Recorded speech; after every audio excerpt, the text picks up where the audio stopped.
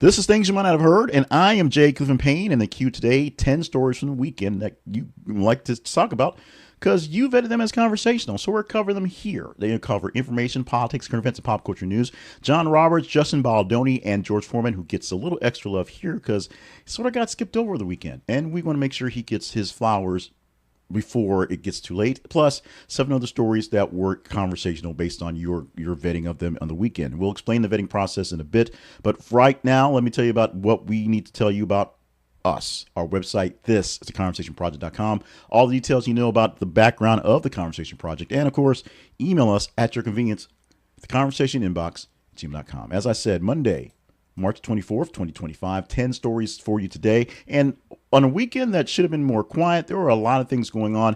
I was, of course, involved in a lot of March Madness basketball, so that sort of took up my actual eyeball time.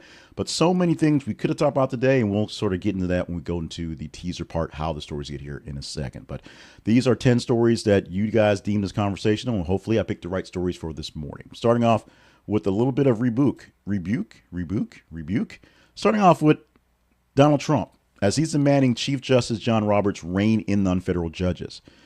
Trump has publicly urged Chief Justice John Roberts to limit the authority of federal judges, particularly concerning the issuance of nationwide injunctions that have impeded his administration's policies. Trump expressed frustration over recent judicial decisions that are blocking initiatives like terminating of birthright citizenship, labeling some judges as radical left lunatics, and warning of potential national peril if the Supreme Court does not intervene. Now, the friction escalated following U.S. District Judge James Boasberg, who temporarily had a restraining order on the March 15th order that halted the deportation of Venezuelan gang members using the Alien Amendments Act. Despite the order, the administration proceeded anyway, at least with the planes that were in the air, and Trump decided to accuse Boasberg of trying to usurp presidential powers and then call for him to be impeached. Judge Roberts actually rebuffed Trump's impeachment calls, emphasizing that impeachment is not the remedy for disagreements over judicial decisions. It's actually going to court. Highlighting this appellate appeal process, Roberts said the appropriate mechanism for such disputes is judiciary, and it's how it works because of those separation of powers. Historically, impeachment of federal judges has been reserved for cases of severe misconduct, not rulings that displease the executive branch. Roberts' stance aligns with this tradition, reinforcing that judicial independence is crucial for upholding the rule of law, presenting potential overreach by other government branches. And this dispute's going to keep going because the executive, i.e. the president and the judges, the people who are there to keep him in check, will go back and forth based on some of Trump's aggressive stance on things going and his aggressive stance, particularly on judges testing his ability on all sorts of things that are checks and balances. Because he doesn't want checks and balances, he wants you to get stuff done, which may seem like a great thing to vote for, but some of the things he wants to just get done are a bit scary and need those checks and balances. Story number 2 for this morning. We go to Columbia University, and they have agreed to the administration mandates by Donald Trump on the mask ban and on campus security. So this is a bit complicated, and the reading gets long, so bear with me on this one. Columbia University has agreed to a series of policy changes in response to Trump's administration's ultimatum, and they will restore the Trump administration the $400 million in federal funding that they were going to lose because they didn't fall in line. The measures include banning face masks during protests, empowering campus security officers with arrest authority, and restructuring oversight of certain academic departments. To address the concerns about the campus safety, Columbia has prohibited the use of face masks intended to conceal identities during demonstrations, with exceptions for religious or medical reasons. Additionally, the university has hired 36 special officers authorized to arrest individuals to remove them from campus if necessary. They will appoint a senior vice provost to oversee the Middle Eastern, South Asian, and African Studies department, ensuring educational offerings are comprehensive and balanced. Columbia is also revising its anti-discrimination policies and restructuring its disciplinary processes to promote a safer and more inclusive environment. The changes come after, of course, Trump administration threatened to withdraw $400 million in federal funding, citing the university's inadequate response to anti-Semitic incidents on campus. Compliance with the administration's demands is a prerequisite for getting those funds back, and they have so far decided to do this. Now, the biggest thing for the policy changes in this have mixed reactions across the nation. Faculty members, of course, say free speech advocates are going to be concerned what's going to happen. Some people think that safety is needed, and a lot of folks across the nation thinks that Columbia basically just caved into the Trump administration, which many entities are doing because of the way the game is played. So your mileage may vary on what to do on this one and how it should have been done, but this is something that is going to be going forward. While the motives may have been clear, may or may not have been valid, and are definitely a good culture going forward, this is a show of what's going to happen in the near future and the future maybe beyond if this thing stick, on how entities involving government funding, education specifically, will have to deal with administrations and what they demand be done because of this. Free speech, some cases be damned, but in some cases, well, we're going to see what's going to happen. The Pentagon is launching a leak investigation that may have lie detectors for various members of the staff. Launching this investigation into unauthorized disclosures of national security information, Defense Secretary Pete Hegseth's Chief of Staff Joe Casper issued a memo highlighting recent unauthorized disclosures and indicated that the inquiry may involve polygraph tests of Department of Defense personnel. Yes, you may get your arm wrapped and you get checked for a lie detector.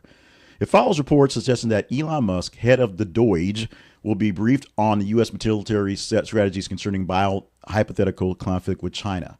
Both President Trump and Musk have denied these claims, which Musk labeled as reports of pure propaganda, and advocating for prosecution of individuals responsible for leaking false information. Polygraph examinations, of course, known as lie detector tests, are being considered as part of the investigation.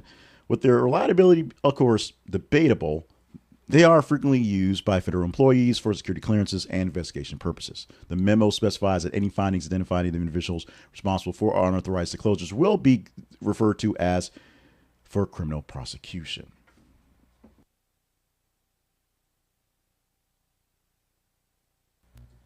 The initiative lies with broader efforts within the Trump administration to address leaks of sensitive information. The Department of Homeland Security Undersecretary Kristi Noem also has increased the use of polygraph tests to identify employees leaking operational details.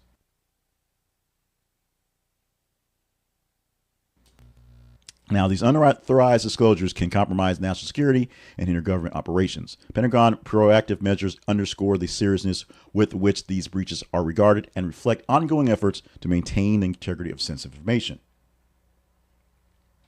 The problem is, sometimes these leaks or sometimes these things are just sort of hinted at, tend to be more true than not and tend to shift when it's leaked or released to the public when things happen. We don't really know if Musk was going to get a super secret Chinese briefing, but by the time everything was in motion, it looked pretty bad. So they had to, in our eyes, look like they had to pivot, had to basically call an audible and do something else. He got a meeting. It wasn't the China meeting. We shall see how these things go forward and how much Donald Trump, Elon Musk, and Pete Hegseth have in the matters of running our government. In some cases, it seems like it's all Musk most of the time. Pope Francis was discharged from the hospital, making his first public appearance yesterday. After a 5-week hospitalization for severe double pneumonia, the Pope, 88 years old, returned to the Vatican on Sunday. He made a brief public appearance from the hospital balcony before departing, expressing gratitude and well wishes. He was admitted officially on the February the 13th on Valentine's Day with bronchitis. The Pope's condition escalated to double pneumonia, requiring intensive treatment. He faced multiple respiratory crises during his hospital stay. Doctors basically said in 2 cases at least, he was at a point where he was pretty much dead and they was revived to recover. Despite the health challenges, Pope Francis continues some papal duties from the hospital, approving decrees, upcoming canonizations. He stayed resilient and underscored his dedication to his role, although obviously not doing the public stuff, the prayers, and missing the big Easter or big good Easter. Missing the big Ash Wednesday Mass and Masses for the weekends. He was doing what he can to still be active. Upon his discharge, the Pope addressed the faithful, offering blessings and callings for peace and global conflicts, including Gaza and Ukraine, emphasizing the importance of decreasing hostilities and seeking diplomatic options. The medical team remains optimistic that he will recover. He is 88 years old. He only has like a lung and a half based on a issue he had young in life. And he has had other issues with his health going forward. Right now, at least literally right now as I'm recording this, there are prayer vigils happening across the Vatican, across Rome, across Italy, across Europe, where people are praying for the health of the pontiff, hoping that he remains strong and healthy a little bit longer to keep this role going, because in times like these, you need guys like that to help keep up with things. One of the greater stories going in the weekend, and it continues with ripple effects onto this Monday, was the fire at the London electrical substation that actually closed down the Heathrow airport. A North Hyde electrical substation in Hayes, West London, a suburb of West London, led to a complete power outage at Heathrow Airport on Friday. The blaze took place late Thursday night and brought under control early Friday, but in the meantime, everything went down. All power failed at the airport, including the backup power they had going forward. Various places were open and moving, but not enough to run air traffic control and get any flights out. Over 1,300 flights were affected immediately, and 295,000 passengers were basically stuck or not going anywhere for a while. While the incident was going on, they suspended all operations on Friday to make sure that everything was safe. Flights resumed late Friday evening, with airports airing some caution, returned to full capacity by Saturday, but the damage was kind of done. Flights that were sitting on the tarmac had to be pushed out first for North Americans to come in, and flights that were expected to come into Heathrow, of course, left in various places, had to get back on track going forward. Things are more or less back on time now, but it has been 4 days to work things out, and we'll see how this shuffle, how the kerfuffle going on will go forward. Now, the biggest fight for this is the actual investigation of the power outage, the fire at the substation. Not so much that it was terrorism, although the terrorist groups to investigate are in this one, but how essentially this one substation, this one suburb can take down an entire airport and its backup systems. That's what people are really worried about. No one thought that, hey, this is the hub that will kill Heathrow. Someone thought, hey, there's something here that was not attended to, and we need to check it up so that no one starts looking for hubs to take down Heathrow's or other airports in similar fashions. This is the part where we take a quick break from the news. Today on this Monday, we'll give you 10 stories. The rest of the week will be 8 stories every day. But we have 5 more stories to go that were conversational, and we'll explain how conversational stuff works. But right now, let's talk about you and I and growing the platform, growing the News Nation, News Nerd Nation here, if you will. We need your help in liking, sharing, and subscribing to the videos on the platforms of your choosing. Now, this video here comes out live on YouTube, on X, and on Facebook. And so if you're seeing it, somehow you've been fed this feed to you. We thank you so much. If you're enjoying it, like it so you see more of it. Also subscribe so you see it directly in your feed. If you like it, I know I'm doing great news, great commentary, great stuff, and the algorithms will maybe think so as well. And share it with more people so they can hopefully see it as well. If you know people who enjoy this type of news coverage, this type of commentary, or maybe not, maybe they want to hate watch it, I'm okay with that. Share it with those folks and have them like it as well so that more people will grow in the nation. And subscribe to the feed of your choice. Even go to our website. This is theconversationproject.com and look for other sources we have. We have an audio broadcast, audio podcast. We have an email newsletter. We have short clips on TikTok that we put out all day.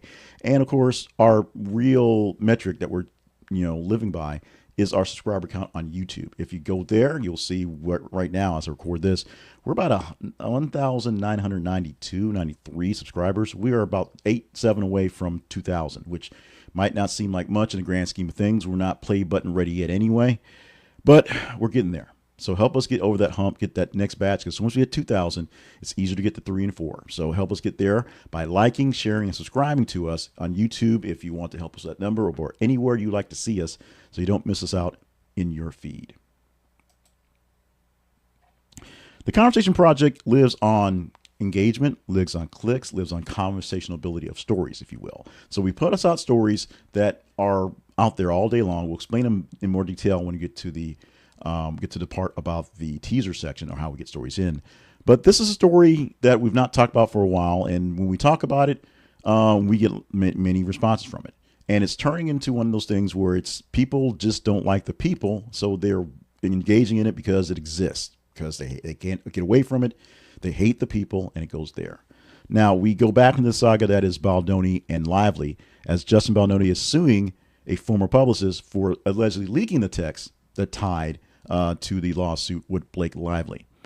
The actor and director has initiated legal action against his former publicist, Stephanie Jones, accusing her of leaking the private text message that allegedly led to the legal dispute with actress Blake Lively. The lawsuit filed in New York federal court claims that Jones's actions result in a significant personal and professional harm to Baldoni. The controversy centers around the production of 2024's film It Ends With Us, in which Baldoni directed and co-starred alongside with Lively. In December 2024, Lively filed a lawsuit against Baldoni alleging sexual harassment, coordinated efforts to damage her reputation, with a whole lot of work up to that saying that he had been mean, he had been bad, he'd been not so great. Then the lawsuit actually came. Baldoni denied those allegations, filed a defamation lawsuit against Lively and her husband and their publicist, Leslie Sloan. The whole thing gets worse from there. Now, this publicist that's being sued right now is accused of actually basically kicking the whole thing off and leaking to the public and to Lively specifically some of these private texts that led to the launching of the lawsuits.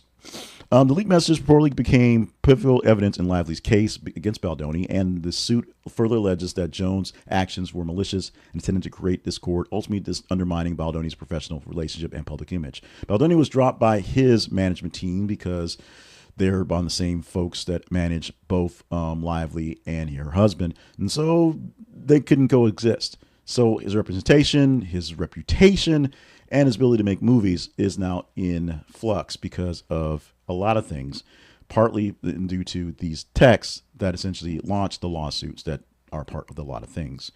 We'll see this thing play on more and more. We'll see how this progresses. And every time I put Justin Baldoni or Blake Lively in this thing, you guys react to it. And we will discuss that in a bit when we get to the 10th story today, because it all comes full circle.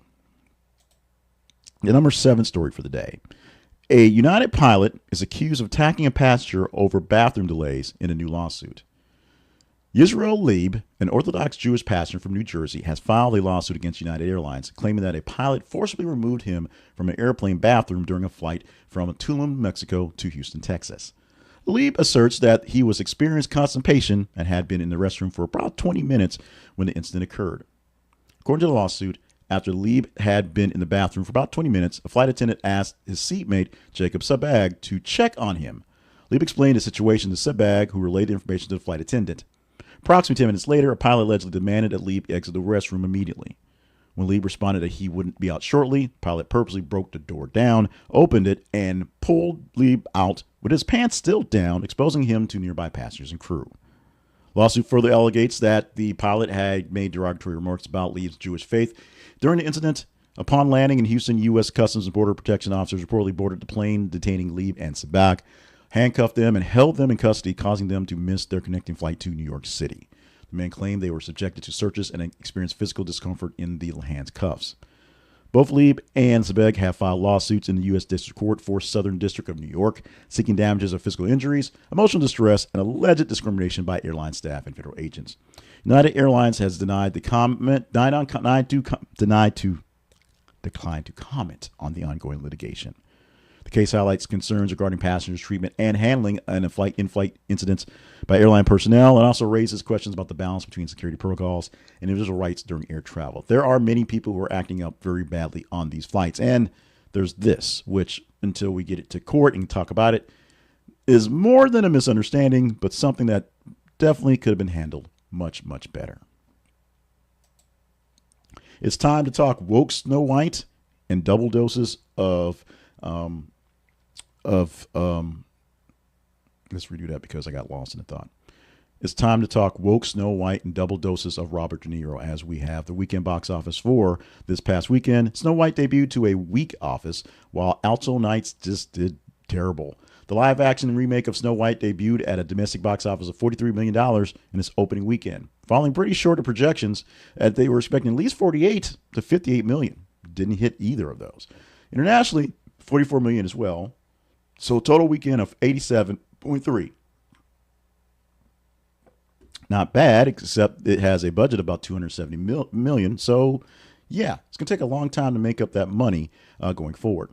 Several factors probably played into this one, with the controversies regarding the casting choices, deviations from the cast in the film, and the portrayal of the seven dwarves not being really dwarves, and of course, Someday My Prince Will Come, even though I've not seen the movie. Apparently, it's not about a prince. It's about feminism or something. Additionally, lead actress Rachel Ziegler faced criticism for comments about the original film and her casting, and maybe a little bit about what's going on in Gaza as well. So not good for Rotten Tomatoes, 43% on Rotten Tomatoes, and the audience did not like it. Meanwhile, let's talk some Alto Nights, because no one seemed to talk about it at all, as it earned only $3.17 million over 2,600 screens across the nation. The weakest debut for a major studio in many, many years. The underperformance of both Snow White and the Alto Nights reflects the broader challenges within the film industry, including audiences fatigue, while remakes and necessary are compelling storylines to bring things in. Remakes are also remakes, especially if they don't remake them properly. This other one, Alto Nights, you may have seen lots of promotion for it. I saw so many commercials with the two De Niro's back and forth, but I didn't have the curiosity to check out what the film was about. I didn't watch movies this weekend because March Madness. Come on, seriously, basketball all weekend long. It's there. So those factors may have contributed as well, although Woke Snow White had its own Woke Snow White problems to begin with. A story that's sort of minor, but we've been covering it for a while, so this one was in the range to talk about, so we gated it up here, and actually had a lot of good response to it. Very early story. This was a Thursday story to Friday, but a judge, has ruled that Mariah Carey did not actually steal All I Want for Christmas Is You, which is good for you and I and all of us, and that earworms in your head, so just deal with that one. But a federal judge in Los Angeles has actually ruled in favor of Carey, dismissing the copyright lawsuit for infringement concerning her holiday hit All I Want for Christmas Is You from 1994. The plaintiffs were Andy Stone and Troy Powers. They alleged that Carey's song copied elements from their song from 1989. It was a country track, same title, so you get the gist of it. District Judge Monica Almondi concluded that two songs were not substantially similar, noting differences in melodies, lyrics, and other musical components. The court's decision highlighted that any shared themes between the songs, such as festive imagery and expressions of love during holiday season, are common tropes in Christmas, and do not constitute copyright infringement. Experts' analysis presented during the case supported the view that the compositions differed significantly in structure and content. Beyond dismissing the lawsuit, Judge Al-Madani ordered the plaintiffs to cover a portion of Carey's legal fees. That's what's happened when you lose. You have to pay the legal fees, citing that some of their claims were unfounded and lacked evidentiary support. The ruling underscores the challenges of claiming copyright infringement based on common thematic elements in music. Andy Stone, who performs as Vince Vance and the band's Vince Vance and the Valents, initially filed a lawsuit in 2023 seeking $20 million in damages. He contended that Carey's song bore the similarities to his own, which had achieved modest success on the Billboard country charts in the 90s. And then All I Want for Christmas Is You came up and made more money in the Hot 100, and sure, he wanted his piece of the action. Legal victory affirms Carey's originality of the work, highlights the importance of distinctiveness in music compositions while evaluating copyright claims. Copyright claims are something I don't play around with just in general for many reasons, because I'm a little guy with no money. So when I do my little things, we don't put music into it. We don't put anything that might sound similar. It just doesn't happen. So we're happy for this one. Happy for Mariah and Nick Cannon's baby mama for getting over this one. We want less frivolous lawsuits in the way of copyright infringements. Vince Vance may have thought he had a play for this one, but apparently did not work in his favor. And finally, flowers for boxing legend George Foreman and the man who brought us the knockout the fat Foreman grill at the age of 76, passing away. The entrepreneur and heavyweight boxing champion passed away on March 22nd at the age of 76. His family announced that he died peacefully surrounded by loved ones. Born in Marshall, Texas, Foreman rose to prominence by winning gold medal in 1968 Mexico City Olympics, and then captured a world heavyweight title in 1973 by beating Joe Frazier. And at retired in 77, came back to a big comeback in the 90s at 44, knocking out Michael Moore and being the oldest heavyweight champion in history. Of course, in between those times, he was the bad guy. It was amazing watching a guy like this. Of course, fighting Muhammad Ali, who called him a monkey, a gorilla, not exactly good terms for today, because that's how you played the game back then. Outside of boxing, Foreman became a cultural icon when he endorsed the George Foreman Grill, which, rumor has it, Hulk Hogan had a shot to get at that. George Foreman got onto it, and then Hogan was left with the Mega Mixer. Not as great.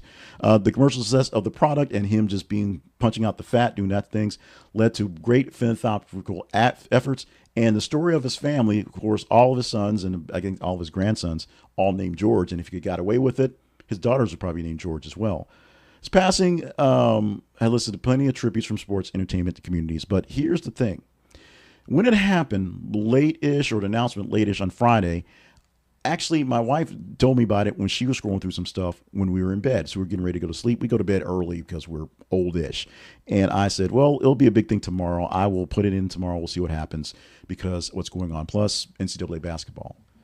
I didn't see a single news thing for George Foreman. I saw a lot of articles printed out there here or there, buried deep someplace, but I didn't see any actual news reports. Granted, I watched a lot of basketball this week, so that was part of the problem. Part of the problem, when I'll explain in a bit when we get to this part about our engagements, how we get stories in here, is it's based on the clicks, it's based on the engagement of stories that get in here. Sometimes really important stories and really touching stories don't get the love that I don't think they deserve from your engagement. And that's fine, so we don't talk about them. Sometimes stories that are really silly and dumb that I put it there to either kill time, to fill gaps, or just to see what happens, get a lot of response. And that's okay with that. That's why this is for conversational stories. We don't focus mostly on the main headline stories on purpose. We're looking for the sub stories and the minor stories and some of the silly stories so we can give you things that people can really talk about in open commentary and not just the big thing in Gaza, the big thing in Ukraine, because they're the big things. However, sometimes some stories get missed. Some stories that are kind of big or should be cultural that don't get there. It's a failing of the format. It's something that's there. Using it, I mean, in fact, I used to use the format to say the top 10 stories would be there, period. And sometimes some random story that made no sense that I didn't care for was there, and it would be printed. That was how it was when we had just the newsletter, the 8 Things to Talk About newsletter. And it was supposed to be what people thought were the top stories. And sometimes they were just flukes or things that were just odd that didn't work there. And so that's why we expanded the range of stories to look for. That's why we went into deeper detail for how stories get here. And that's why we can play with some of the numbers, if you will. And sometimes if it's something that happens late night into the day that even doesn't get a chance to be talked about, we'll put it top and hit top mind because it's the biggest thing there. George Foreman should have got more responses, larger responses, but it's the timing of his death and just kind of how the announcement came through that just sort of happened. Love to the family, love to the fans, love to some of the enemies as well of George Foreman, who had a pretty big story, pretty good run, and we're all glad, we're all much better for him being here with us on this earth. Love, best wishes, thoughts and prayers to the family and friends and fans. And now, where I can officially talk about how things work here. This is the teaser section. We just wrapped up 10 news stories that were pretty conversational, pretty good rated over the weekend from Friday to early this morning, Monday. Now, how do these stories get here? What we do is we have feeds. We have links on Facebook and X that we allow you to vote things up. You have the right to tell us what stories are conversational by engaging in stories. So you just click the emoji face that you want to give us the comment on it. That likes it, loves it, hates it, shares it. You can reply to it with your comments over and over again. You can share with other people so more people can see the story, get the news. You can email me here in the comments and go back and forth with that one. But the more you actually engage with the story, the more you click and touch the story, the higher engagement score it gets. We take those metrics and we look at them and see which ones are worthy of chatting up. The higher engagement score gets in here. Now, what happens is not directly a direct result of these are the top 8, top 10 stories. We take a range of the top engaging stories from the day or here from the weekend, and we go through them. We separate them to see which ones are really the most engaging, and then we see which ones make the best narrative for the day. That's how you got 10 stories from the day from maybe, we had a lot of large responding stories this weekend. So maybe 45 stories that were actually in range to talk about for this week. About 90 stories of the weekend. We may have went most than half of them into the ranks because so many stories were so highly engaged this week, which we're glad for. So that's how it works. If you want to talk about this story, which is one that sort of snuck up on me, literally snuck up on me. I've not seen any coverages, but be honest, CNN was playing some true crime stuff this morning, rolling into the early morning stuff. So I turned to CNBC, which is doing their worldwide money coverage because the markets aren't open yet. And they had this little throwaway line that turned out to be an actual story with a throwaway line that Donald Trump is suggesting the U.S. could actually join the British Commonwealth. The commentator regarded that while they're joking about making Canada a 51st state, the U.S. may actually come back into the fold of Britain and become a part of the Commonwealth, as Donald Trump sort of hinted at it in a throwaway line. Now, the last throwaway lines included the Gulf of America, taking back Panama Canal, and turning Canada into the 51st state. Those things seem to be on track. Oh, yeah, and buying Greenland. Those things seem to be on track to actually work. So maybe the U.S. may be going back to Britain's way. Now, quick sort of commentary on this one, and we'll talk more about this if you want to talk about it. Your engagement will cover this one. There was a miniseries back in the 80s called America with a K, that was essentially talking about a series of things where the Soviet Union took over the United States and things got ugly. And people have these ideas that maybe all this niceness with Putin is a way for Trump to sort of cozy up for some sort of Soviet takeover. Apparently it's not a Soviet takeover. Apparently it's giving us back to the Britons, which I think George Washington, who Trump says he's a better president than, would not like that one very much. On Friday, we teased the fire at the electrical station that took down Heathrow Airport. We knew that was going to be a story that was going to be ongoing all weekend. It was. We regarded here as well. So that's how these things work. If you like any story we post on our feeds, the feeds, oh, by the way, are on Facebook at facebook.com/thisisconversationproject and x.com/th_conversation. Find them there. It's not just this one story that we talk about. There are stories we're posting all day long, every 50 minutes or so. So we get a smattering of stories to get to. Tomorrow we'll pick 8 stories from the top half of the stories or so. There will be about 30 stories in the day to get to. So if you want to be in those 8 stories, engage in them. If you don't think I picked the right stories, email me at the conversation inbox at gmail.com and tell me which stories you thought I should have picked on. I'll focus more on some of those next time. For Monday, we're going to stick with ground news. Now, we're going to probably stick with ground news most of the week because we're doing a lot of new experimental stuff, as I said. And so we're going to stick with a sponsor and a source that is a great source and great sponsor. Go to our website and click on our affiliate link for ground news. This is theconversationproject.com/ground news. They're offering 40% off their Vantage plan right now, the larger plan, to get all the details you can for the best news possible, because it's all the news that's possible. You can get past your headline in local, national, and global news on what you're seeing from your silo by seeing what other news sources are doing. And they give you information on the source, whether they tend to be liberal or they tend to be conservative, whether they tend to be more conglomerate or more to be more open, whether they are something that is community owned or whether they are something that is definitely in the tank for somebody. You can see the background of the sources, the way they're covering the news with the actual articles, and how the headlines play, because sometimes a headline will play differently. And sometimes what we'll do, just to be sneaky, cheeky folks, is to take a conservative headline and link it to the liberal news link and see what happens. Oh, trust me, your heads explode a lot. A blind spot feature that's offered by this service is a story that will take stories that are being exclusively covered by one side, the right or the left, and give you what the other side is talking about, because you might want to know that.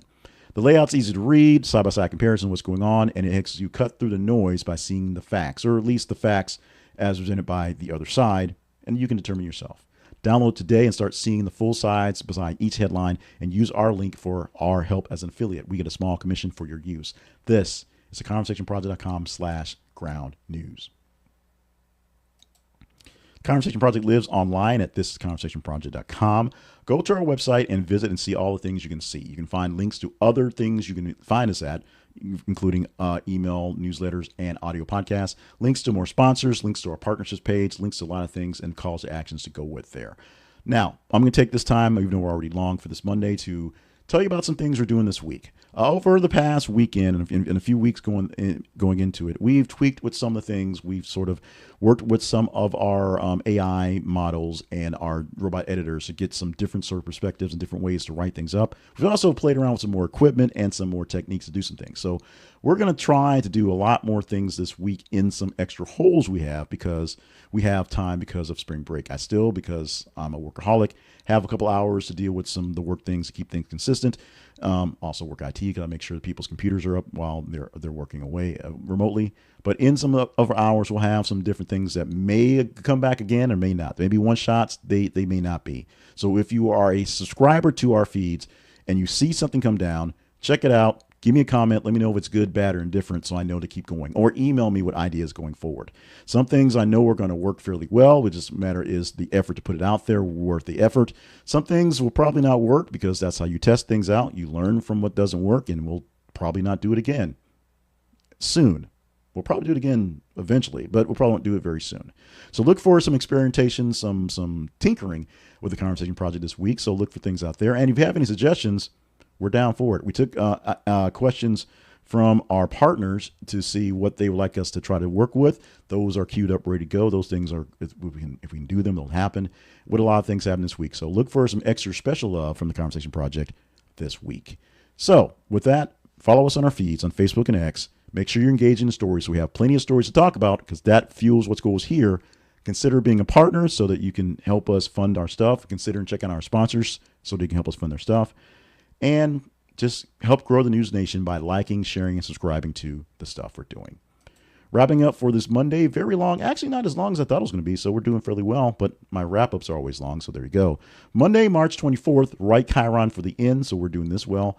Join us for more great things this week. Oh, I forgot. We're going to try to do a live lunchtime recording broadcast on Wednesday. We're going to try our best. We're going to go back to our streaming platform in the live session. We're going to see if my internet's better around lunchtime instead of if it's better than around 4 in the morning, because doing it live 4 in the morning has a lot of glitches and hiccups and burps. So we're going to see about that. So put that on calendars. I'll probably post it as a thing going forward tomorrow as I get things synced up. Make sure that my lunchtime Wednesday will be good. Got to hang out with the kiddo, of course, and go from there. In the meantime, love you. Mean it. Make sure you stay hydrated and limber and you stay on task for all the grand things you do, because life is a marathon. Don't make it a sprint. Even though you want it to, you just, human nature, don't make it a sprint. Let's get out of here. Long day ahead. What am I going to do with that? Oh, I actually have a yard project, believe it or not, to happen. I'm going to go out in the yard and dig something. There you go. Plus, follow news stories all day long for you, with you, around you. We'll see what happens in the fun stuff we'll create all weekend, of course, in tomorrow's edition of Things You Might Not Have Heard.